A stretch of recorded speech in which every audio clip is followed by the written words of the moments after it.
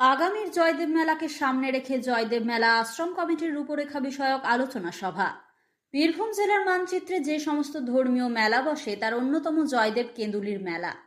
পৌষ সংক্রান্তি উপলক্ষে প্রতি বছর লক্ষ লক্ষ পুণ্যার্থীরা আসেন অজয় নদের ঘাটে পুণ্য স্নান করতে।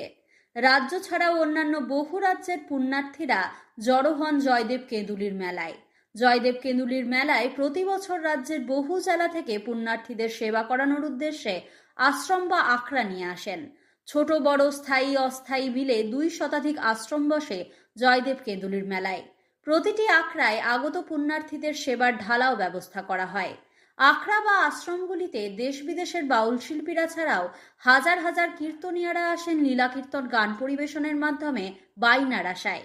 আগামীর সেই জয়দেব কেঁদুলির মেলায় লক্ষ লক্ষ পুণ্যার্থীদের কথা মাথায় রেখে প্রতি বছরের মতো আজকের দিনে 2.5 শতাধিক আখড়া বা আশ্রম কমিটির সদস্যদের নিয়ে জায়গা বন্টন, পানীয় জল, রাস্তা সহ অন্যান্য বিষয়ে যেমন ডিজে বক্স না বাজানো, মদ্যপান না করা, কোনো রকম উচ্ছৃঙ্খল আচরণ থেকে বিরত থাকা, কোনো রকম অসুবিধা হলে আশ্রম কমিটির সাথে যোগাযোগ করা সহ নানান বিষয়ে এদিন আলোচনা করা হয়। পশ্চিমবঙ্গ রাজ্য সরকার জয়দেব মেলা আশ্রম কমিটিকে যেভাবে সাহায্যের হাত বাড়িয়ে দিয়েছেন, উপস্থিত ব্যক্তিরা সরকারের ভূয়সী প্রশংসা করেন। উপস্থিত ছিলেন জয়দেব মেলা আশ্রম কমিটির সভাপতি পরিতোষ চক্রবর্তী, মুখ্য উপদেষ্টা আপু মহারাজ, সম্পাদক জওহরলাল ঘোষ, কোষাধ্যক্ষ সঞ্জয় মাঝি, সহসভাপতি চুমকি মুখার্জি, শান্তিকুমার রজক সহ আশ্রম পরিচালন কমিটির অন্যান্য সদস্যরা ও স্থায়ী ও অস্থায়ী আশ্রমের সদস্যরা। অনেক বছর ধরেই আসছি, পরিসংখ্যান হয়তো অ্যাপ্রোপ্রিয়েট বলতে পারবো না, তাও তো 320টার মতন হয়েই থাকবে স্থায়ী অস্থায়ী মিলিয়ে। তো আমরা চাই যে আমাদের এই জয়দেব আশ্রম কমিটি বা মেলা কমিটি বা আমাদের জয়দেব পদাবতীর যে পুণ্য তীর্থক্ষেত্র গোপন বৃন্দাবন, গুপ্ত বৃন্দাবন, সেটা যেন অব্যাহত থাকে, সেই ধারাবাহিকতা যেন আমরা মেনে চলতে পারি।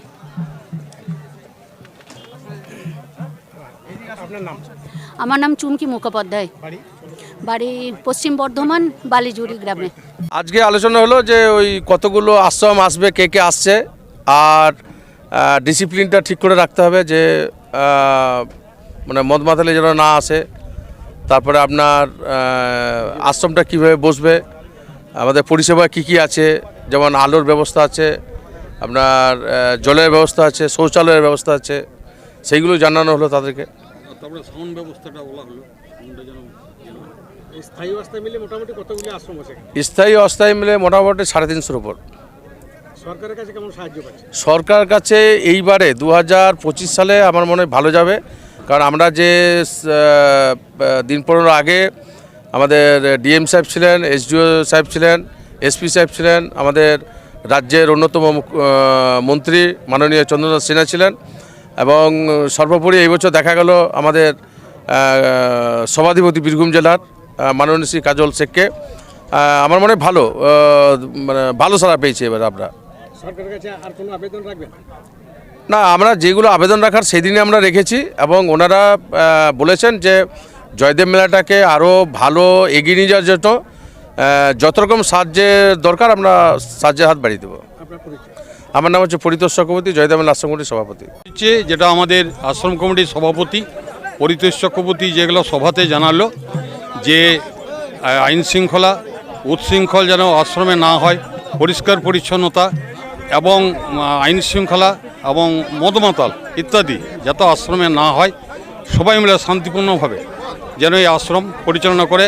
কারণ বহু কষ্টের উপরে বহু জায়গায় আদায় করে, কোথাও 1 কিলো চাল, কোথাও কারো 100 টাকা পয়সা নিয়ে বিভিন্ন আশ্রম বহু কষ্টের উপর আদায় করে এখানে আশ্রম পরিচালনা করে। কিছু কিছু আশ্রম হয়তো বিশৃঙ্খলার জন্য গোটা জয়দেবের বদনাম হয়, এটা যাতে না হয় তার জন্য আমাদের সভাপতিও বলেছে।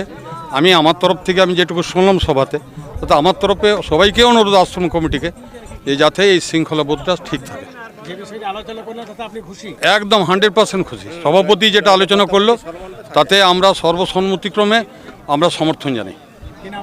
আমার নাম হচ্ছে রামদাস মণ্ডল, বাড়ি বাগধিয়া। হ্যাঁ, ওই ফুলচাঁদ স্মৃতি সেবা সমিতি।